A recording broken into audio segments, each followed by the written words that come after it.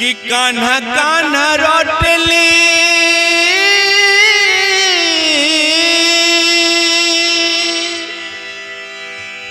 कि कान्हा कान्हा रोटे लिपयारी राधारानी कि कान्हा कान्हा रोटे लिपयारी राधारानी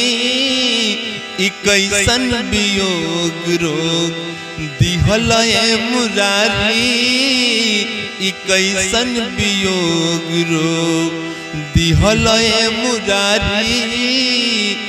कैसन वियोग रोग कि बैधो न पूछे भइल कौन बीमारी कि बैधो न पूछे भइल कौन बीमारी